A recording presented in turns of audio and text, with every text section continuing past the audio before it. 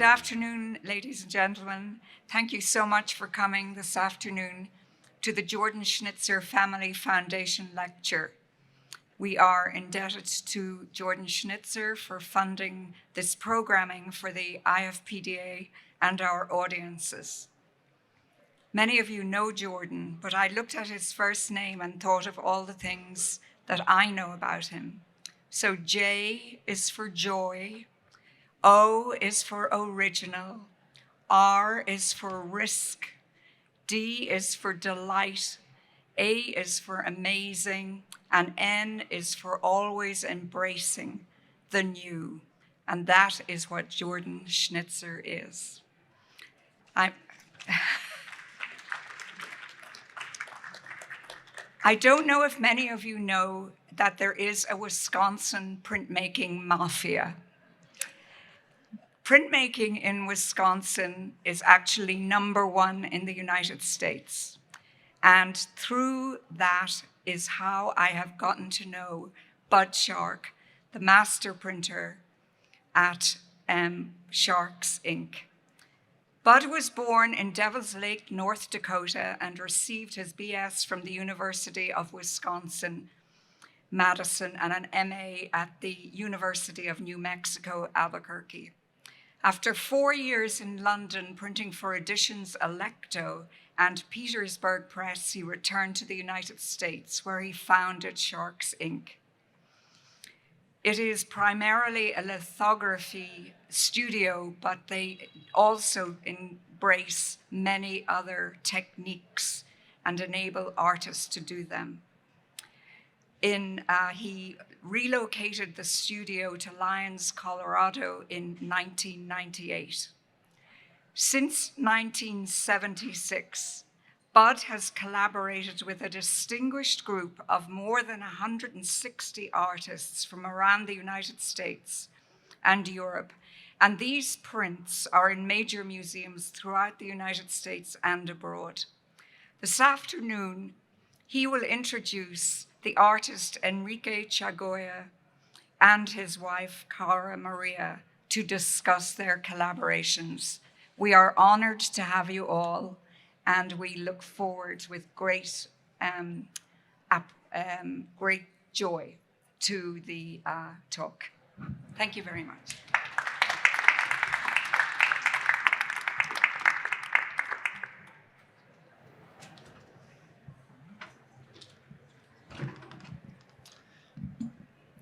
Before I give Enrique your award, I just want to mention, and I'm glad that you mentioned Bud Shark and Barbara and Roseanne Kalichis. Where are you sitting? Is Roseanne here? Oh, she's at the booth working. That's right. Okay, I want to talk about over the last, I think, maybe 20, 25 years, we've had such a wonderful partnership with Sharks Inc. And it's a model of the artist, the printer and publisher, and the patron. And I can't tell you how much I appreciate the amazing work you've done, the relationship we've developed personally, professionally, and the work you do is extraordinary. And it was through Bud Shark and Sharks Inc. that I first heard about and saw Enrique Chagoya's work and loved it. We now have 57 works of yours. We've had 5 solo exhibitions of his work the last 15 years. We've had him in probably 30 other museums. We have you in a show called Art of Food now, which started at the University of Arizona in Tucson. Andy Schultz is the VP of all the art programs there, and it's an extraordinary exhibition that's traveling to 4 other museums. And right now, we have your work, a solo exhibition in Pendleton, Oregon. Most of you probably haven't heard of Pendleton, Oregon. It's a small town in eastern Oregon, mainly wheat farmers, some cattle. They converted a Carnegie Library to the Pendleton Art Center about 15, 18 years ago. We've had 5 shows there. Roberta Lavador, Gutsy curator. She's done Louise Bourgeois, John Baldessari, Ellsworth Kelly. But right now, the show of yours, which ended today, town of 14,000, we had 2,000 people see your work. We brought in ranchers, all the school kids from grade school and high school. Okay, and she did an extraordinary job curating it the way it was laid out and so forth. Now, if we could have a show of your work in New York and get 15% of the population there, but anyway, it's a joy for me to have your work. I just find such delight in it. Your work just takes me on this mythical dream with all your figures and themes, and I feel honored to be able to share your work with such diverse audiences around the country. So to celebrate you today, we have a special award for you, and I'm glad Thurman Statham just walked in. When we thought about what to give the Jordan Schnitzer Lectures and Art Prize, obviously giving you a print didn't seem like the right thing to do. And you go through those fulfillment catalogs and you see all that drecky sort of stuff that, oh my gosh, you get it home and you say, now where do I put this? But I reached out to my friend Thurman Statham. Come on up here a second. He's in Omaha, one of the top 10 glass artists in the world, and I asked him if he would do us the honor of creating wonderful awards for our winners. And could you just take 1 minute and talk about your creative inspiration and the houses and ladders that you do? Hi, how are you? Thank you, Jordan, for creating the format to be able to do this acknowledgement. And in learning about his work, which I should know more about, I was just totally inspired. I work in glass and I build stuff and I print on glass, and I didn't really want to be known as a trophy maker, but you know what? This is fantastic. The show is fantastic. You are fantastic. Thank you. And I'm just so honored to be able to give this to you.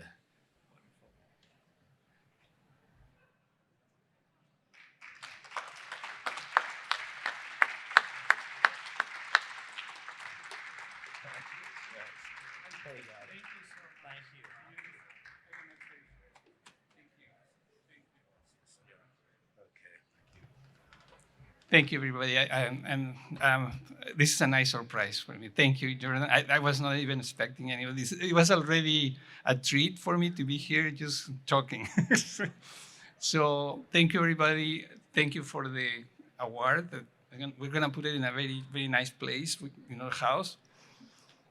Love it. Thank you so much. So we better start so we don't have people waiting. Thank you.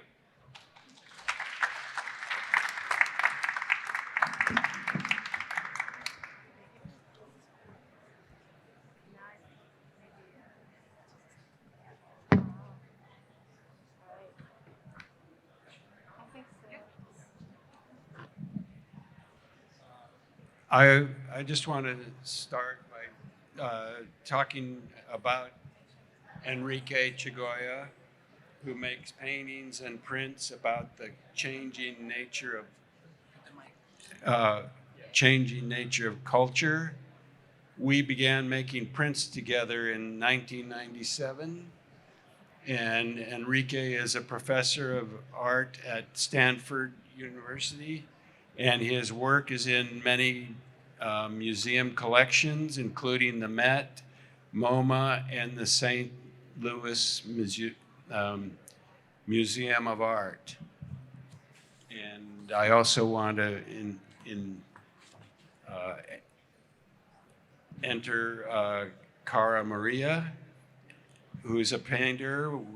We started working together in 2004.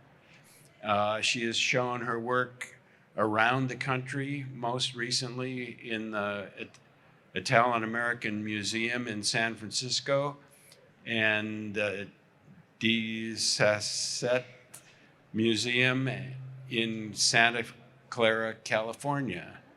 So, yeah. So how should we talk about this? Well, maybe I should start saying how we met.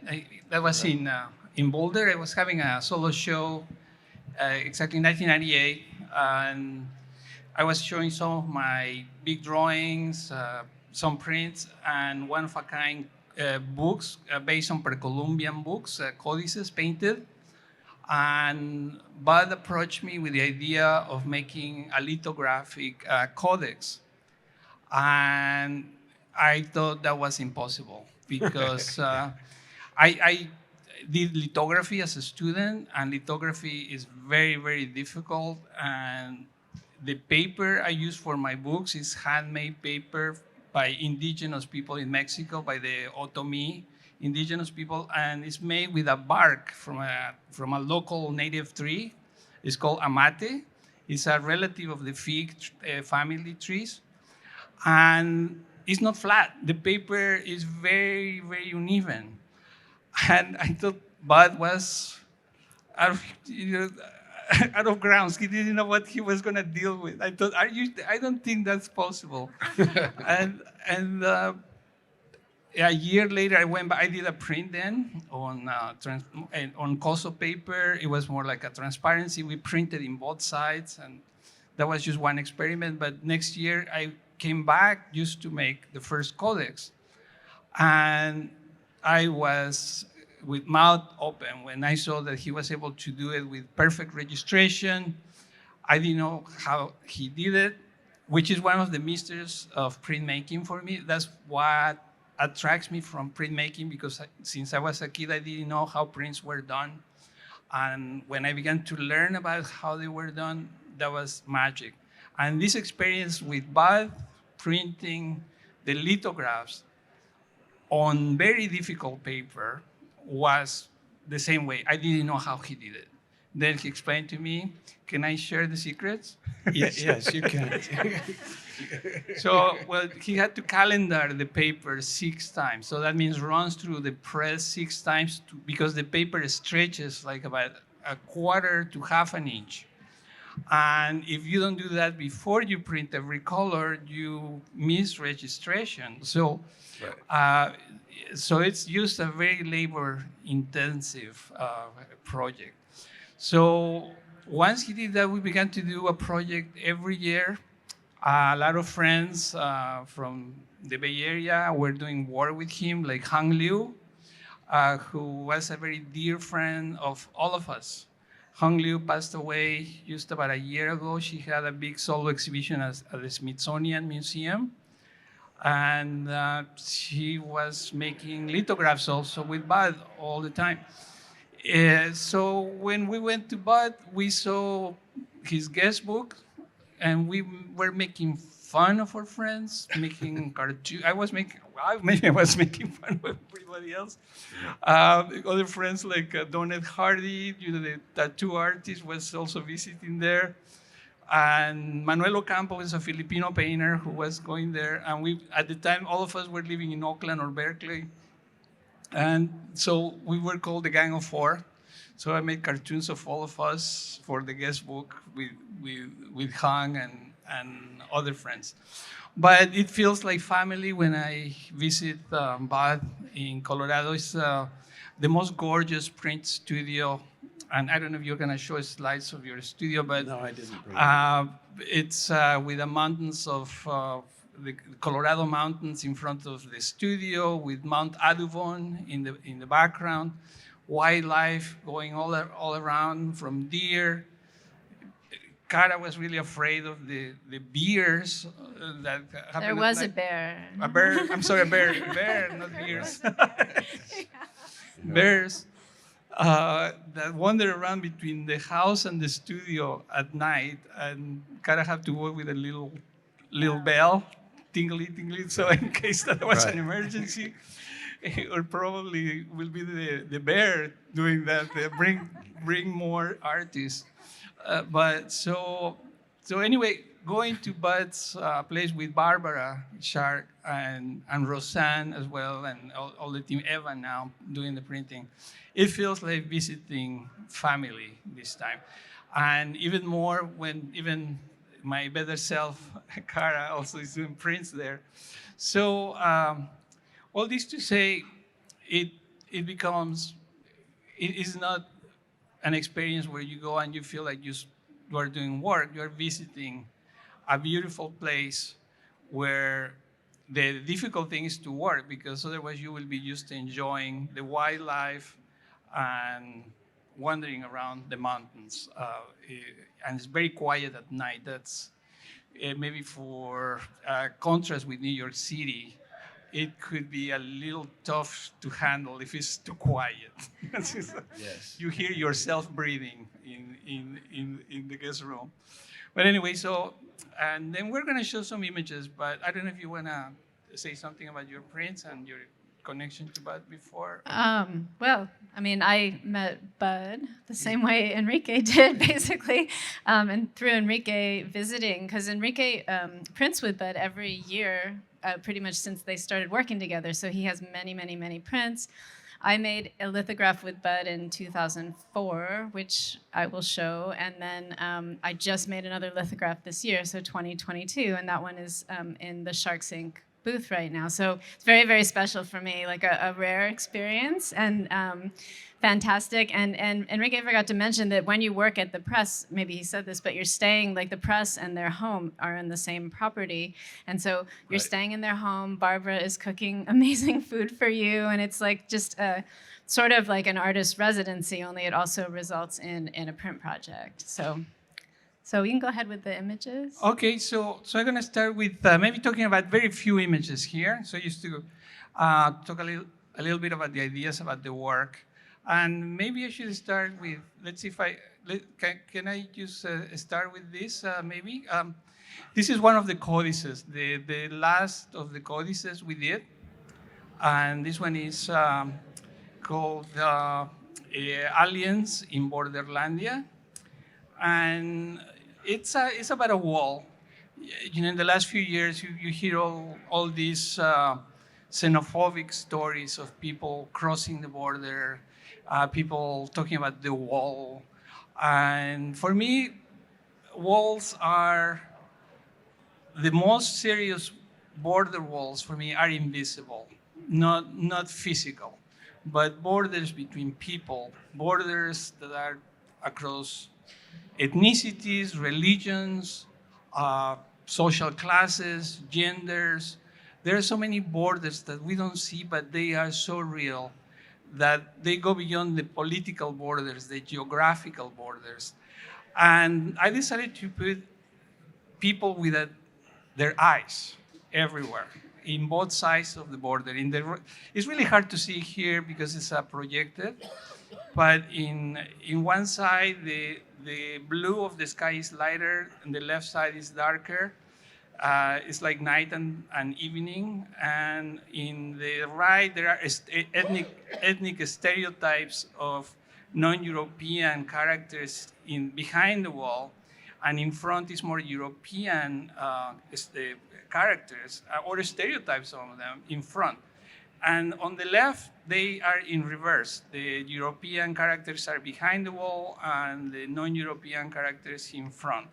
I have a couple of artists that you might recognize a little bit. It's one of my favorite artists, Philip Gaston, on the right.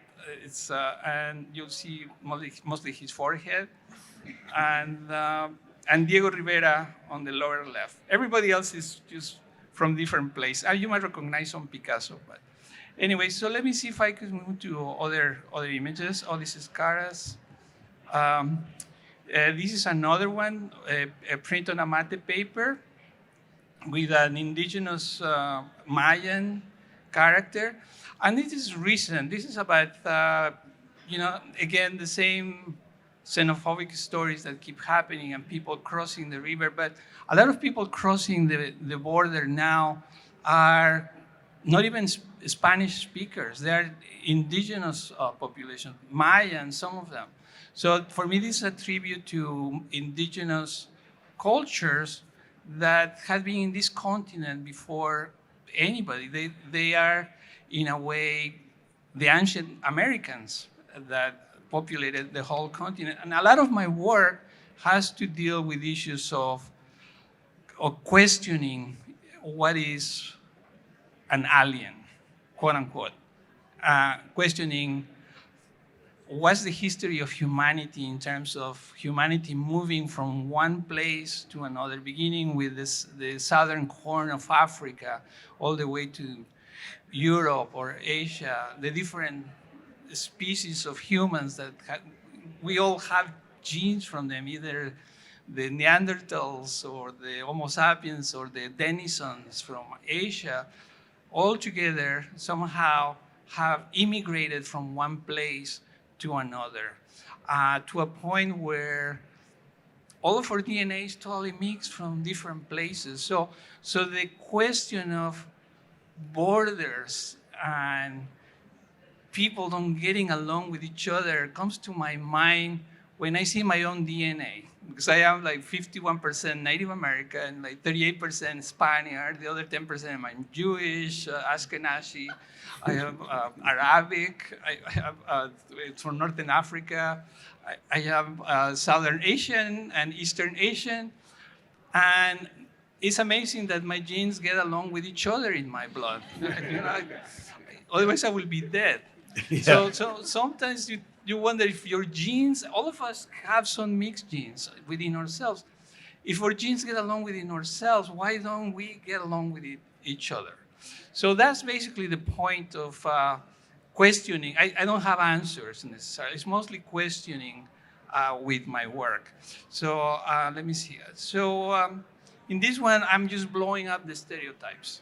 So this one is everyone is an alienígeno. I use the word alien, but in Spanish it's alienígeno. And it has stickers with eyes. They're three-dimensional eyes. It's really hard to see here, but I have fairly one European, African, Mexican, another Asian stereotypes all blowing up. This one I did it during COVID, the shelter in place. And it's the 7 deadly sins based on James Ensor. It's really hard to see, but the first one on the right is greed, upper right is greed. And I was gonna put Donald Trump, but I'm sick and tired of his face. So I did avatars. I did just these avatars, but Donald Duck and Richie Rich with the Nazi character on the bottom. So the first one is greed. The next one is pride with a mirror, with a skull. Then the next one is anger with a little girl. Then on the left is envy with Richie Rich on the left, and the right with the skull on the Fox News is slut. Then lust on the left. That's almost like a replica of an answer. And then on the right is gluttony, like an Aztec character. An Aztec character is having a little bit of a cannibal scene there. And this other one is an appropriation of a painting by Charles Weimar. He's a German artist whose original name is Karl Weimar. And this is a painting. The original title is the daughter of Daniel Boone's daughter being kidnapped by the Indians, painted in 1853.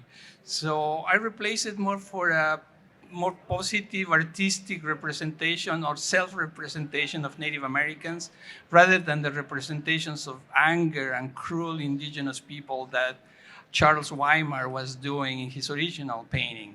So it's very hard to see here, but it says Border Patrol on the canoe. It's with red letters. It's really hard to see.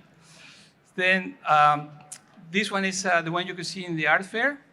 It's called Codex Itreville. And Itreville means liberty backwards. So if you read the words in this codex, everything is backwards. I don't know if I could even read the text from what I'm seeing. So you will read epoch, but backwards is hope. Efil is life. Simednap is pandemic. And that reveal is libertad in Spanish. Again, voy, evol, I is I love you. And then itinretarf, that's fraternity. Raw is war. And Loro, il no, only world. And so I'm gonna read from right to left instead because it's easier. Itilauki is equality. Then Imonoselavol is global economy. Then art history, world history. Noivilvo is oblivion. Icarcomed is democracy. And then Igoloportna Fo Museum is Museum of Anthropology. I love that one next to this KKK character. And so I'm not going to read the whole thing. At the end, I ask you, are you lost? Don't follow me. I am lost too. So that's the thing. Anyway, I spoke too long already.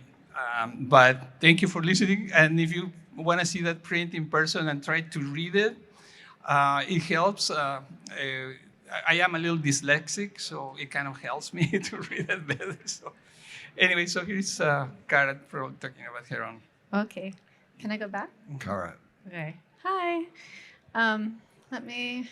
Oh wait. Maybe the other way. Hang on. Almost there. I saw it in here somewhere. There. Okay. So that is the lithograph that I just made with Bud Shark, and I just wanted to tell you a little bit about it in the context of the other work I do. I'm not a qualified printmaker, so I only get to make prints when somebody offers to help me make prints. And I've only made 2 lithographs in total, and both with Bud, and so this is the second one. And I make paintings that are kind of similar to this print, so they're very abstract looking, especially when you're far away, but then when you get up close, there's a representational element that's relatively realistically painted.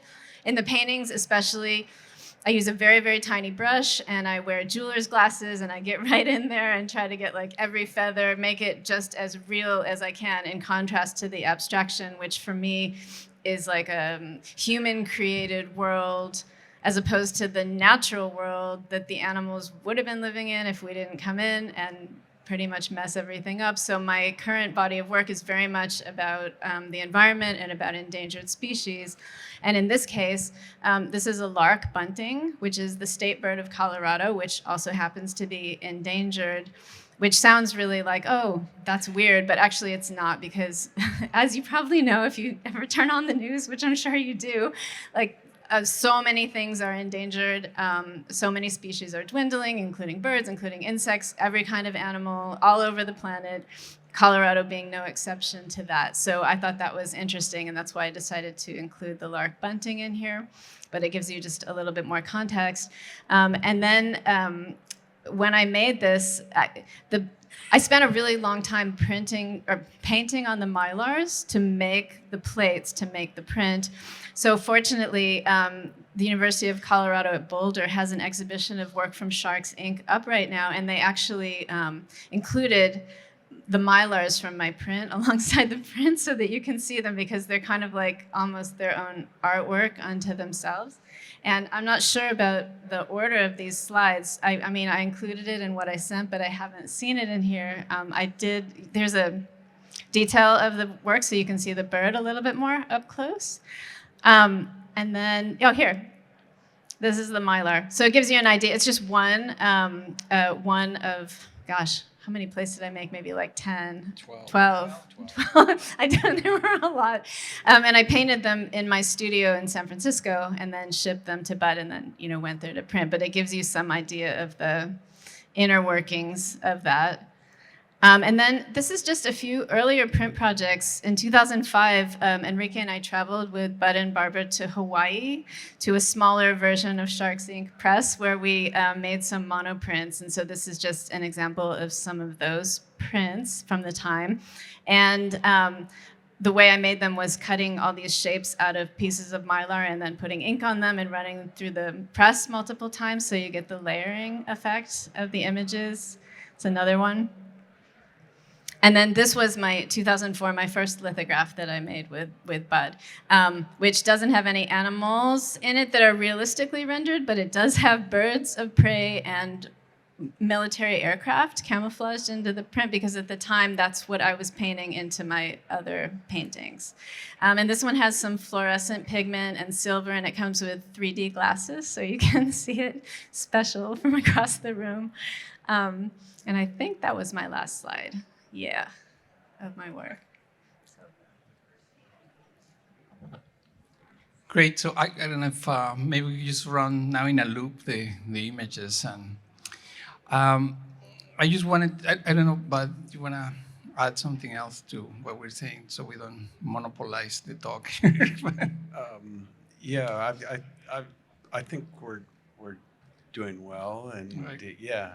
Because one thing I wanted to say also about the experience more than the print itself, the experience of eating the best food you could have in the area with Barbara, who wrote a cooking book.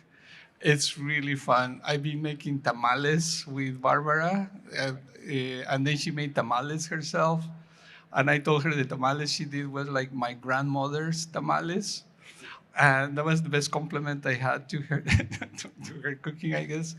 But it's just one of these elements where there is something that it's not something you could learn from just looking at the prints, the environment where you make them. There is a connection between art and context.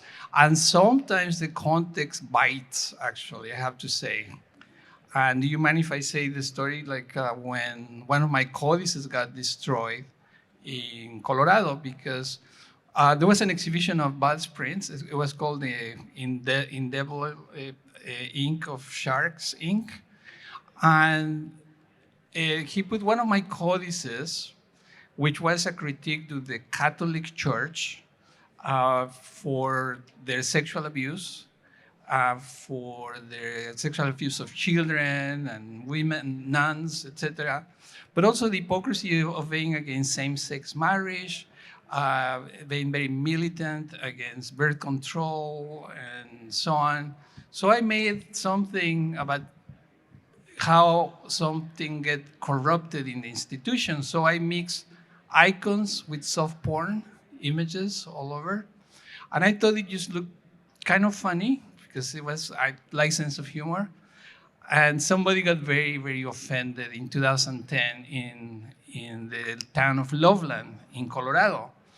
And they decided that the whole work was used an offense to religious beliefs. I had the honor of having a review at Fox News, and they blur pages of my book as if there was nudity, as if it was sex happening. There is no sex happening, nothing. The thing is, it almost gave a heart attack to people was the fact that I mixed a religious icon with pictures of pornography. So you might see a virgin or Jesus or whatever, but their body didn't belong to each other. The bodies were more like Mexican comic book pornography. That's what it was. So somebody got really offended with a review of Fox News. Somebody drove all the way from Montana to Loveland with a crowbar. She was a truck driver. Went to the exhibition with a crowbar, destroyed the codex. The codex is called The Misadventures of the Romantic Cannibals. And then I thought, wow, what a great publicity, you know. I should invite this person to come to all my openings. I'll have a lot of news. I made it to the New York Times front page. But the thing is, nobody told this person that this was a multiple original. It was a print. It was like 29 other copies besides the ones he destroyed. So it only when the price went up for the rest of 29 other lithographs. So, but then it got really scary. It got really scary. Death threats. That's just, you know, that 2010 is when what today is like the law of the land, all the death threats. Anybody who dares to say anything about anything, just get your death threats. That started very hard with all of us. They ask a local pastor to picket my exhibition, or Bud's exhibition, because mine was just one among many other works, a group show. But the pastor of this local congregation talked to me. He asked me what my work was about, and I explained to him, Pastor Jonathan Wiggins. I told him, this is about the scandals, the sexual abuse from the church and hypocrisy, their homophobia, and how misogynist they are, who are, against abortion. They are constantly even against a family planning, and it's just insane. And I told him, I'm not religious, but I just wanted to say something about it. But I'm not trying to offend anybody. I work with religious people in literacy campaigns. I have many religious friends, so I'm not trying to be a bigot. So he liked my explanation. He said, thank you for your thoughtful explanation. If you ever come to Boulder, it will be an honor to meet you. And I wrote back to him, I wish most Christians were like you. So we became instant friends. Well, he got death threats because he didn't join the picket line. His house was put online to be attacked, and he got really, really scared. He had to have a detail to protect him. And I got death threats. I have to call the police at Stanford. They were advising me how to behave on campus. They flagged my neighbors across the street. Thankfully, I have great neighbors all around me. But it got really, really scary. There was a time when you just are worried about who is driving in front of your house. So it got really scary. Bud and Barbara got also targeted with their address. It was just terrible, but it has a very happy ending.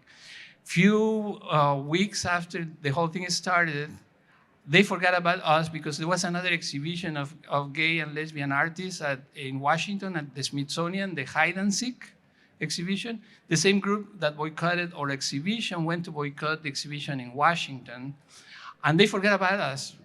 And then things got calm, and the pastor asked me, hey, will you do a painting of Jesus for my church? And I wrote back to him, I am not religious. And I thought to myself, but he risked his life just, for defending my work. So I said, well, but if your congregation accepts a painting from me, the devil, sure, I'll do it. And then I didn't say the devil, but a non-religious person. So he read our emails to the congregation, and they accepted. So I had to do a Jesus painting, and I did a Jesus painting, a resurrection. They loved it. They sent it to them. They put it high up in their church, and then I thought it was the end of it. But the dangerous thing is when they invited me to go there for the reception, for the opening reception. That got really, really scary. I didn't want to go. I said, they're going to kill the pastor and me in the same place. They're going to have a two-first. And but because I go every year with Bud, I say, I'm going to have to take responsibility for my own art. And I accepted. I didn't want to go with Bud. I didn't want to go with with Cara. I went by myself. They put me bodyguards. I felt like a rock star. I took to their congregation with like 800 people. I was just looking where to run if I had to, but nothing happened. It was beautiful. Nobody tried to convert me into Christianity. Nobody talked to me about God, Jesus, nothing. They just wanted me to introduce me to their congregation, to their pastors, their families. We had a great reception. And then the director of the museum, the Loveland Museum, Susan Eison, she stood her ground against all these protesters. She defended our work. She kept it. And she got so many donations for her museum. She got thousands of dollars, enough to buy an etching press and open a printmaking classroom in the museum. And they began to teach printmaking classes in the museum. So I never expected in my life to have this kind of dialogue with a community that was outside of the art world.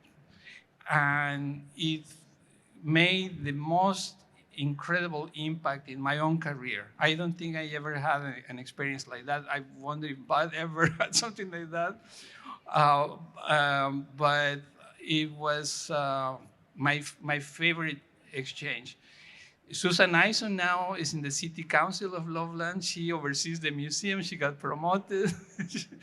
And the pastor and ourselves, we are friends. Sometimes we have lunch with the pastor and with Susan all together. So all together happened thanks to a print through Bud. That's what I wanted to say. Whether or not you enjoy it, that's a different story. But thank you. So anyway. So we're open for questions, I guess, if anybody has any questions. Anybody who wants to ask any questions or? I was just wondering if you, in the years since that all occurred, have you made any pieces of work that sort of reflected on that sort of open dialogue with the pastor or with the congregation or anything like that?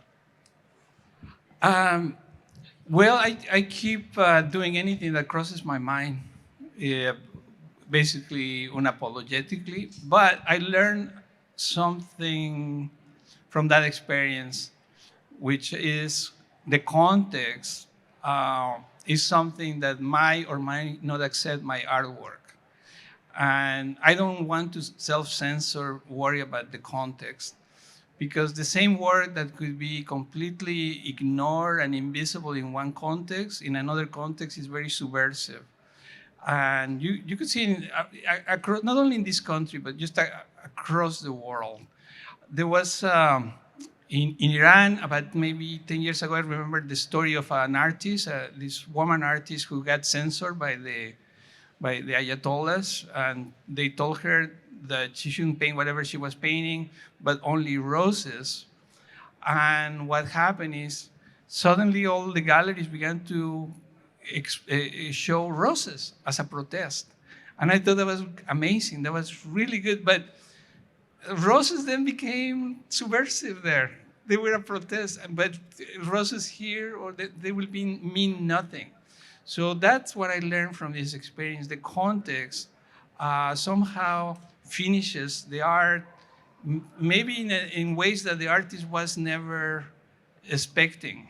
And in that sense, it doesn't make any point to worry about what the content of the work is going to be or what is not going to be. There is no point in self-censorship, because as long as you know that the context where you show your work, it has enough freedom to show anything that goes through your mind, then you don't have to worry about it. And I'm too used to think whatever I want to think. Sometimes I have to stay quiet because I don't want to offend people.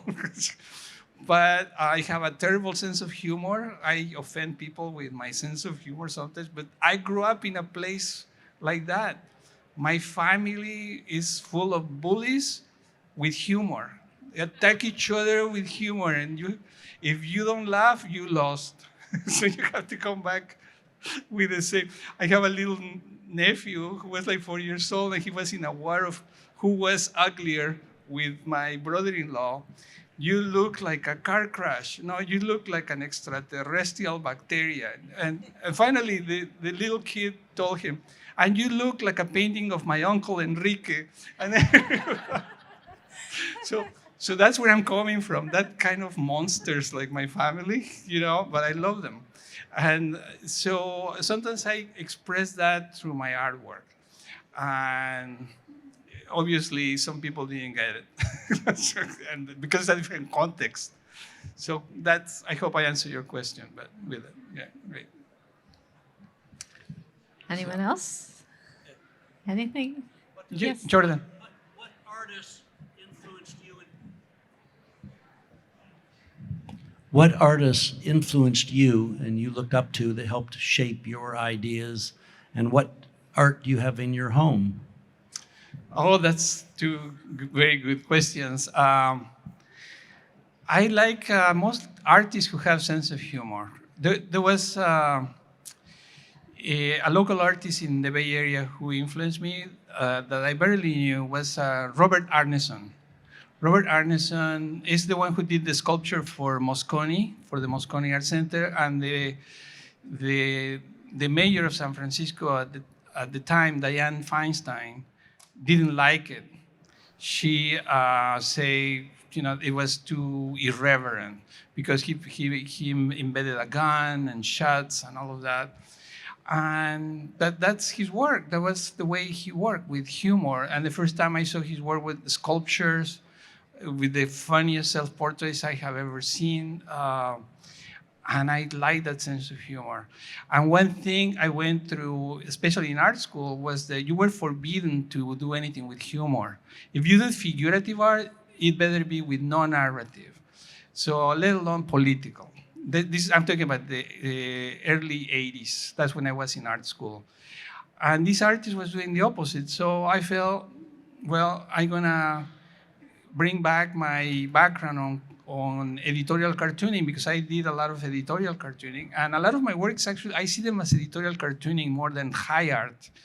I love editorial cartooning, and cartoonists influence my work, especially satirical artists. Goya, of course, is one of my major influences. I love his surreal, critical perspective on all kinds of things, from war, the disasters of war. Especially was the first time I tried to do a forgery, quote unquote forgery, with just Ronald Reagan in one of his little demons. But other artists like Katie Kolowitz really influenced me, because she was so powerful. I remember crying in front of her engravings when she has a woodcut of a mother with her dead son, sort of like a piedad. So she was, and I look woodblock printing at the time, so she was fantastic. But anyways, there's a lot of artists that influenced my work. Mexican editorial cartoonists like Naranjo and Helio Flores, who made these surrealistic political cartoons. I really like them. But at home, I don't want to brag. We have all kinds of things. I have trade art. So we have Kara Walker lithographs. We have a lot of prints.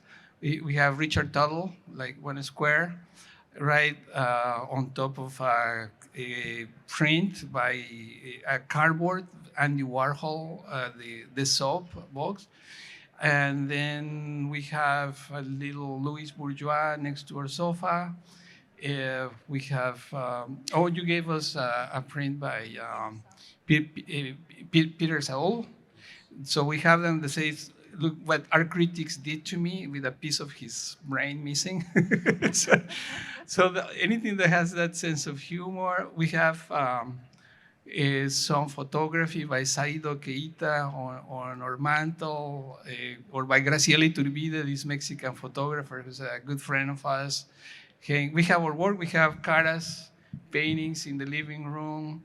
I have one of my paintings. I have the slot machine from 2012. We have the soup cans in our kitchen. The ones that did cannibals. Hung Lu. What is? Oh, in our bedroom. So we have this gorgeous monoprint by Hung Lu, made at Paulson Press, and it's gigantic, and that's like at the front of our bedroom. Like when we wake up, that's what you see, and it's this woman at a huge loom, and there's all these like birds and dragons and all these things like flying through the sky. So that's a gorgeous piece. And also we have the woodcut by the erotic Japanese Masami Teraoka. Masami Teraoka.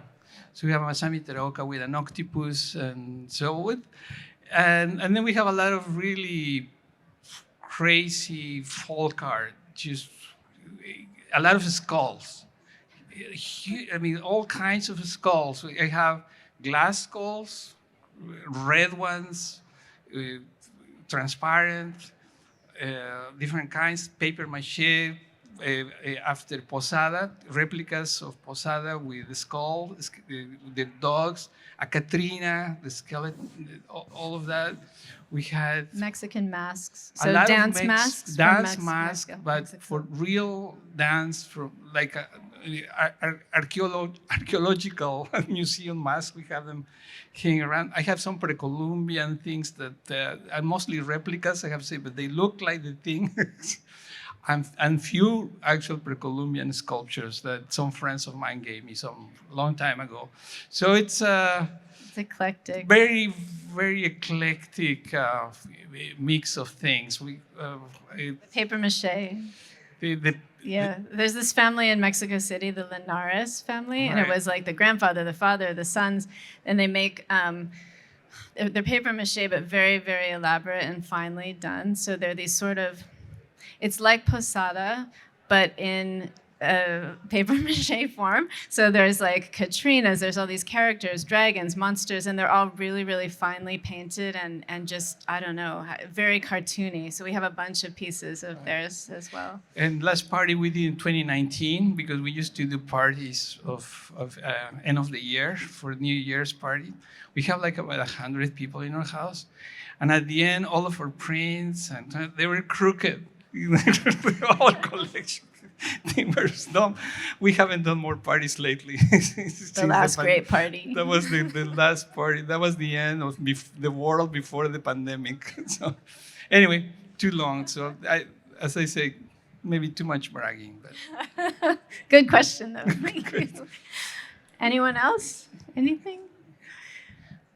Okay. I think we already over-explained ourselves. So, thank you, everybody, for Thank you very much. listening to us. Thank you. Thank you.